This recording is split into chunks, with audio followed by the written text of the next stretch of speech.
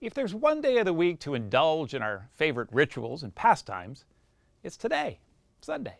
With Kela Fasane, we check out what's cooking. Come over here, kid, learn something. It's a recipe that was written into the script of The Godfather. You start out with a little bit of oil, and you fry some garlic. Then you throw in some tomatoes, some tomato paste, you fry it, you make sure it doesn't stick. You got it to a boil, you shove in all your sausage and your meatballs. Huh? Sunday sauce, as it's called, simmers for hours. For generations of Italian-American families, it's been a tradition, and sometimes a temptation. It's just sort of stewing slowly on the back of the stove for invariably a couple of hours while you try to like grab a piece of bread and steal some sauce out of it. I really didn't start cooking in the kitchen with my family until I did it with my mother's parents, my grandparents, who were born in Italy. Chef Mario Carbone says the secret ingredient is people. I think in its sort of philosophical form, it's this pot of tomato sauce as the fireplace around what you gather your friends and family around. And into that sauce can go meatballs or braciole or Uncle Tony or anybody goes in the sauce. It's really just a tool to feed your family, but also to bring everyone to the table. The next thing I'm going to put in is a little bit of tomato paste. Tomato paste. Yeah.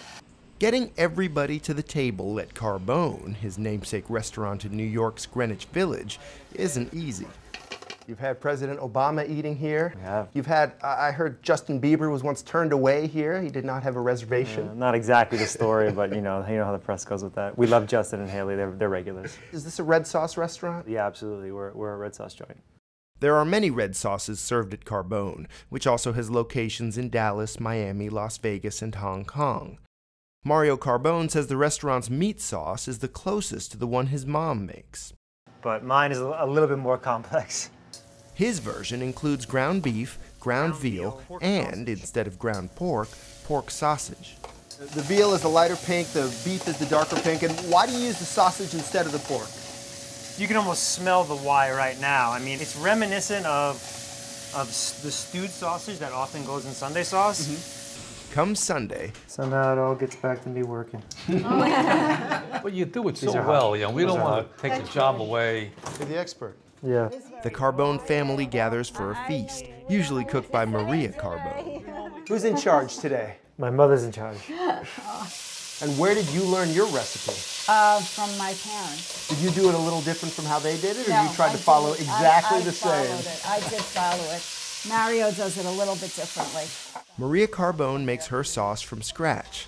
At least she used to.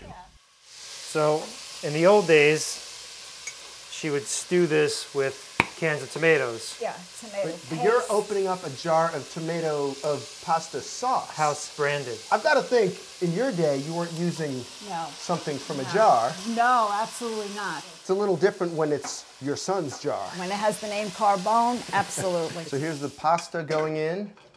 But does the family approve? How's this Sunday sauce coming along? It's delicious. What can I say?